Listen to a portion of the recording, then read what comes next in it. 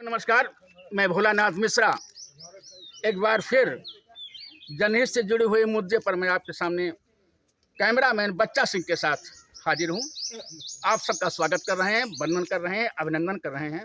और हम बता दें कि आज हम एक धार्मिक स्थल पर आए हुए हैं। ये धार्मिक स्थल ये ग्राम पंचायत किठैया पड़ती है। किठैया के अंतर्गत बहुत ही मशहूर यह स्थान है और बाबा चैतन्यपुरी का यह स्थान है, उनकी कुटी है। ये हमारा ख्याल है सैकड़ों साल जो है वो पुरानी है और इसको लोग जानते हैं। हम आज यहाँ पर आए हुए हैं।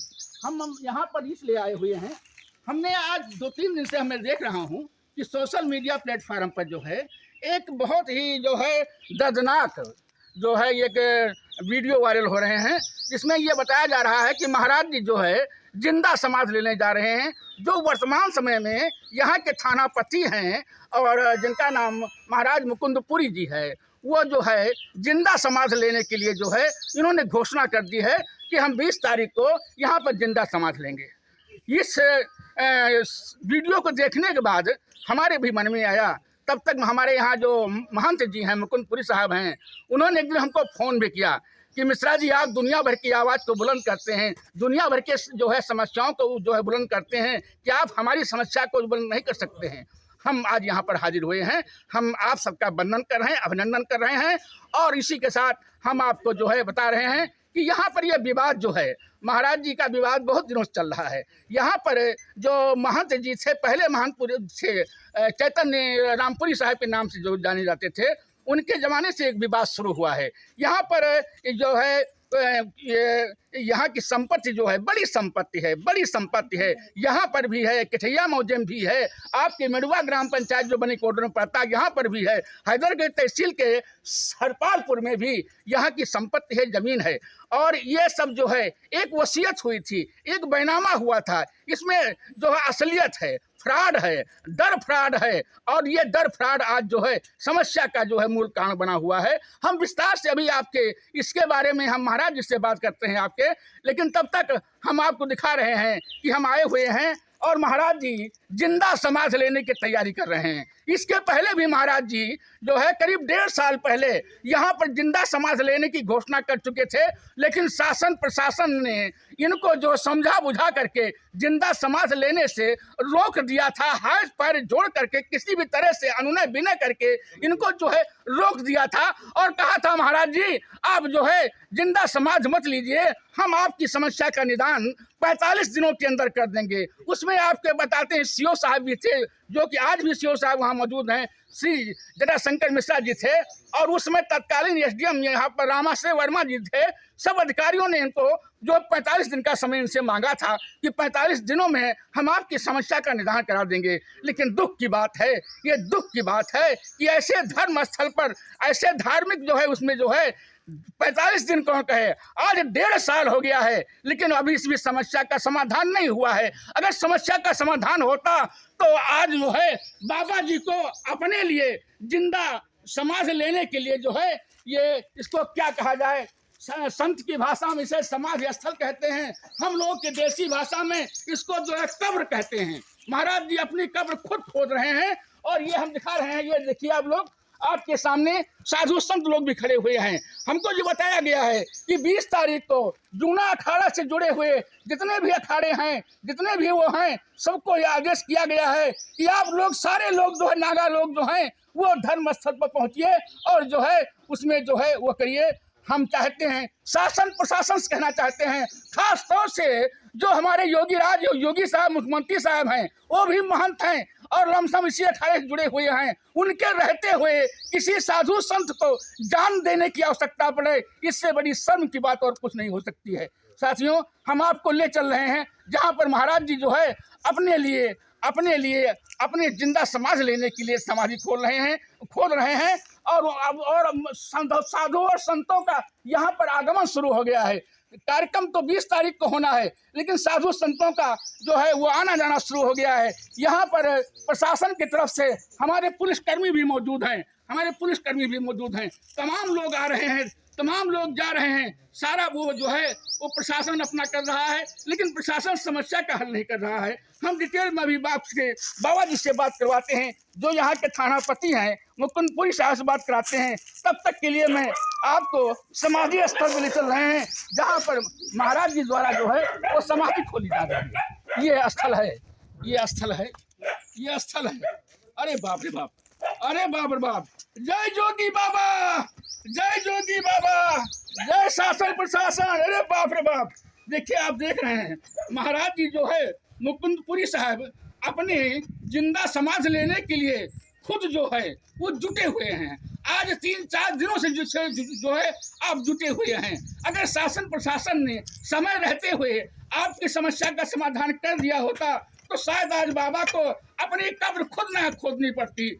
और बाबा के ज़माने में, जोगी बाबा के ज़माने में, मोदी बाबा के ज़माने में, जहाँ पर राम राज्य के लाने की कल्पना की जा रही है, परिकल्पना की जा रही है, ये दावा किया जा रहा है कि राम राज आ रहा है, और उस राम राज में एक संत महात्मा को जिंदा समाज लेने के लिए, अपनी समस्या को जो है वह करने के लिए जो है आज जिंदा समाज खोदनी पड़ रही है। इससे बड़ी चीज और कुछ नहीं हो सकती है। महाराज जी प्रणाम। नारायण भैया, आप ही मुकुंदपुरी महाराज जी हैं ना, थानापति? जी जी जी। अच्छा, ये क्या कर रहे हो महाराज जी? समाधि खोद रहा हूँ भैया। समाधि खोद रहे हैं? अरे ऐसी क्या बात आ गई है जिसके लिए आपको जिंदा समाधि खोदना पड़ा? इसके पहले तो आपने एक बार और जिंदा समाधि के लिए जो है ये खोदा था। हमें याद है करीब 1.5 साल पहले आपने ऐसा किया था, लेकिन उस समय क्या हुआ था? कुछ नहीं, फर्जी रूप से आश्वासन दिया गया था। आप बाहर निकल आए महाराज जी, आपसे हाथ जोड़ रहे हैं, आप बाहर निकल आए, आप बाहर निकल आए।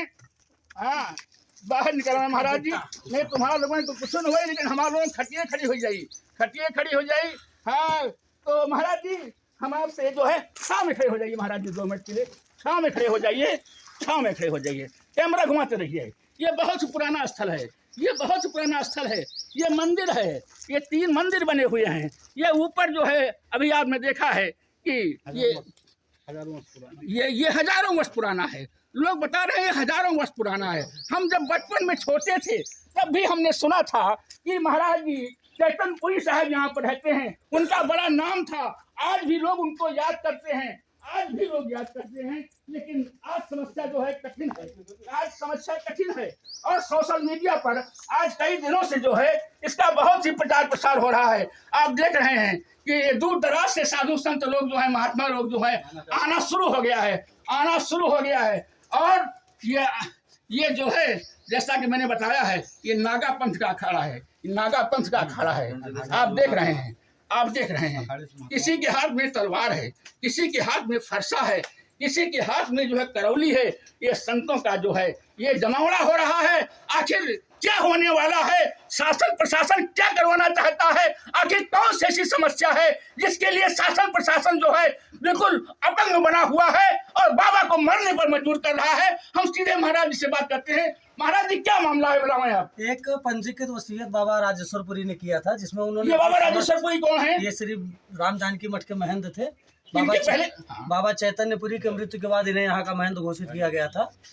तो इनके जब मृत्यु होने के कगार पे थी तो इन्होंने एक पंजीकृत वसीयत किया था, जिसमें इन्होंने अपनी चल अचल समस्त संपत्ति श्री नीलकंठेश्वर महादेव साहब, रामपुरी साहब जो थे वो पहले यहाँ के, हाँ, यहाँ करीब 1200-1300 वर्षों पूर्व की समाधियां भी हैं। हाँ। और सिद्ध महात्माओं की समाधियां हैं। ये पुश्तैनी पुरातन कब से चल रहा है ये हम नहीं बता सकते, लेकिन यहाँ के जो ईंट और दस्तावेज है वो बताते हैं कि 1920 से इसका संचालन हो रहा है। 1920। हाँ, तो इसके पौराणिक मान्यता क्या है इसको तो हम नहीं कह सकते, लेकिन जब भी धर्म का उद्गम हुआ है भारतवर्ष में, तो पुनर्स्थापना धर्म की जब हुई है, तो तब ये से राजेश्वर भाई आपने जो शुरुआत किया, जो दूसरे महंत यहाँ के हुए हैं, उन्होंने क्या किया अपने जमाने में? राजेश्वरपुरी महाराज ने अपने जीवन काल में पंजीकृत वसीयत किया था। एक वसीयत किया था, रजिस्टर्ड वसीयत थी, श्री नीलकंठेश्वर महादेव के नाम, श्री नीलकंठेश्वर महादेव के नाम, जिसमें उन्होंने अपनी सारी संपत्ति जो 2 तहसीलों में थी, या पूरे भारतवर्ष में कहीं जहाँ कहीं भी हो, उनके नाम से उन्होंने सारी संपत्ति अपने नीलकंठेश्वर महादेव के नाम की थी। लेकिन तहसील हैदरगढ़ की समस्त संपत्ति कागजों पे तो चढ़ गई, उसी वसीयत के आधार, पंजीकृत वसीयत के नाम जी। लेकिन राम सनेही घाट तहसील की पिठैया ग्राम सभा की श्री राम जानकी मठ जो पुरातन है, इसकी सारी संपत्ति एक अपंजीकृत वसीयत के रूप में तुंगनाथ शुक्ला और तारकेश्वरपुरी जो कि फर्जी रूप से बने थे, उन्होंने अपने नाम करवा के 7 लोगों में विक्रय कर दिया, बेच दिया। बिल्कुल। मठ की जमीन का बैनामा हो गया और उसकी बिक्री कर बैनामा दिया हो गया। और सबसे बड़ी बात कि इसमें उस समय के वर्तमान जो तहसीलदार रहे, कोई बिंद साहब थे जी, उन्होंने इसमें एक मोटी रकम लेके जी। एक फर्जी व्यक्ति को महात्मा साबित किया था। बिंद साहब बहुत पहले से, आज करीब बिल्कुल। 25-30 साल पहले थे यहाँ बिल्कुल पर। बिल्कुल। हाँ। उन्हीं के जमाने में ये सब हुआ था और उसी का दंश आज भी अमर चल रहा है।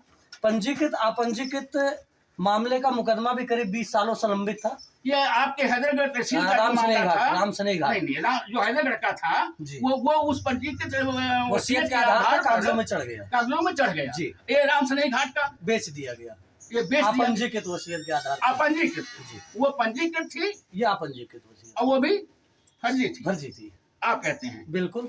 शासन प्रशासन भी मानता है, हाँ। चूंकि अपंजीकृत वसीयत को निरस्त किया सरकार ने 2024 में, 2024 में बिल्कुल निरस्त किया अपंजीकृत वसीयत को। जब पिछली बार मैंने जिंदा समाधि खोद के और घोषणा ले दी थी कि 31 अक्टूबर को मैं समाधि ले लूँ, जी, तो उसके बाद शासन प्रशासन संज्ञान में आया, चूंकि अखाड़े संबंधित मामला था और समस्त अखाड़े के गुरु मूर्तियों के आवाहन था कि सभी करीब 27 तारीख तक यहाँ मठ पे आना था। जी। तो 24 तारीख को शासन प्रशासन को जो इस बात की भनक लगी तो उन्होंने आनन फानन इस मामले को निस्तारित करने की कोशिश की। अपंजीकृत वसीयत को रद्द करके बाकी पूर्ण रूप से निस्तारण के लिए 45 दिन का समय मांगा था इन्होंने। मतलब वो अपंजीकृत जो वसीयत बनी थी, जी जो बता रहे हैं, उसको निरस्त करके समस्या का समाधान के लिए 45 दिन का समय आपसे लिया था। जी, तो क्या हुआ? लेकिन आज 1.5 साल हो गए। इसके अलावा शासन प्रशासन, चूंकि यहाँ जो जिन्होंने बैनामा करवा रखा है वो वहाँ के रसूखदारों में है, प्रशासनिक पकड़ भी उनकी अच्छी है, धन से भी मजबूत है और राजनीतिक पकड़ भी उनकी मजबूत है, जिसमें कहीं ना कहीं मुझे तो अंदेशा है कि हमारे नहीं, ये संत महात्मा की जमीन, बिल्कुल बिल्कुल जमीन कैसे मतलब जो है बिल्कुल किसी राजनीतिक संरक्षण के इतना बड़ा कांड नहीं किया जा सकता, जबकि पूरे उत्तर प्रदेश में ये मामला सभी के करीब करीब जानकारी में रहा हो। इसके बावजूद अगर जो प्रशासनिक अधिकारी, तहसीलदार या एसडीएम या कानून गो आपके साथ खिलवाड़ कर रहा है, तो या तो किसी राजनीतिक पार्टी का इसमें हाथ है या तो फिर आपने मोटा पैसा खिलाया, इसमें अधिकारी भ्रष्ट हैं। ये 2 कारणों की वजह से पुनः मुझे परेशान किया जा रहा है। मेरी तहसील को भी ट्रांसफर कर दिया गया, सिरौली गौसपुर भेज के वहां से फाइलों को निरस्त कर दिया गया। जिस मामले के लिए 45 दिन का समय मांगा था, राम सनेही घाट से सिरौली गौसपुर स्थानांतरित करके वहाँ फाइलों को निरस्त कर दी गई भ्रष्ट अधिकारियों के संलिप्तता में, और उसके बाद फाइल को गायब कर दिया गया। अरे वाह, यानी पहले निरस्त भी हो गई, उसके बाद फाइल गायब कर दी गई। 23/8 की निकली फाइल सिरौली गौसपुर से, अभी तक फाइल तहसील में नहीं आई थी राम सनेही घाट। जब मैंने पता किया और वहां पे जाके हंगामा काटा, तब वो फाइल पता चला कि तहसील राम सनेही घाट के माल बाबू के कक्ष में जमा पड़ी। अरे बाप, अरे बाप, वाह, जय जोगी बाबा। इसके बावजूद जब मैं एसडीएम साहब से इस मामले में बात करने गया तो उन्होंने बड़ी अपनी, मतलब कहते हैं ना, शिक्षित पद पे बैठा हुआ व्यक्ति किसी महात्मा साधु को भिखारी समझता है, उन्होंने ऐसी भाषा का प्रयोग किया कि आप जाइए, मुझे जो करना हो कर लूंगा, मैं देखूंगा, विवेचना करूंगा। तो मैं उनसे यही पूछना चाह रहा हूँ कि विवेचना किस चीज की कर रहे हो आप? आपके ही समकक्ष अधिकारी जिस मामले को जायज ठहरा के 45 दिन का आश्वासन मांगते कि पूर्ण रूप से निस्तारित करूंगा, उसी मामले में आप कह रहे हो कि विवेचना करूंगा, फाइलों को निरस्त करवा दिया आपने। भैया किसके संरक्षण में? अगर जो दोबारा आपको यही करना था तो फिर मैंने घोषणा किया है 20 तारीख तक का समय दिया प्रशासन को।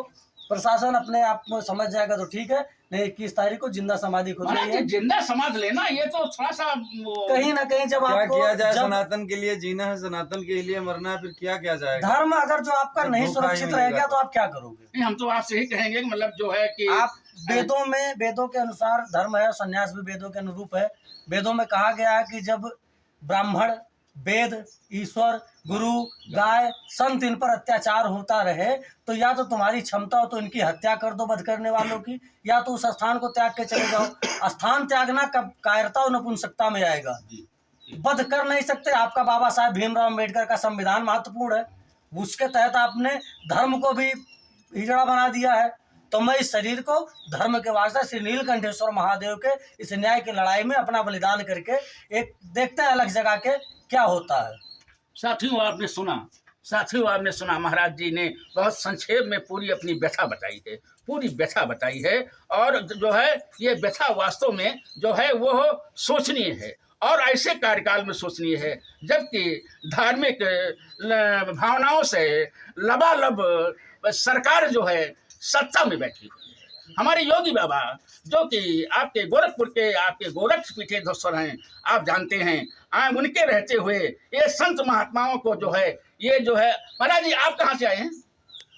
हमारे ये बिंदौरा के पास में मलौली गांव पड़ता है। हाँ मलौली है। वहीं से आए सिद्धेश्वर मठ से। सिद्धेश्वर मठ से जी, हम भी जूना अखाड़े से ही हैं। जूना अखाड़े साहब। आप मानिए सेठ मोहम्मद, सेठ मऊ मठ, ये कहाँ पर है? ये आपका हरक ब्लॉक में। तो यहाँ क्या करने आए हैं? जूना अखाड़ा से। जूना का साहब जी, तो आप लोग किसी उससे आए हैं? अखाड़े के माध्यम से सूचना प्राप्त हुई। हाँ वहाँ पे गुरु जी आप कहाँ? ग्रांड बिलियापुर दौरास। ग्रांड बिलियापुर दौरास। धर्म दौरास। देवरास। दौरास। तो आप भी इसी अखाड़े से जुड़े हुए हैं नहीं क्या? अखाड़े तो नहीं, मैं हमारे गुरु हैं। ये आपके गुरु जी हैं? जी। आपके गुरु जी हैं? जी। आप गुरु जी के उसमें आए हुए हैं? जी। हैं? अच्छा अच्छा। आप कहाँ के भैया? सेठ मऊ। सेठ मऊ कहाँ है? हरक ब्लॉक। हरक ब्लॉक में। अच्छा अच्छा। आप कहाँ के बेटा? मलौली के हो? अच्छा अच्छा।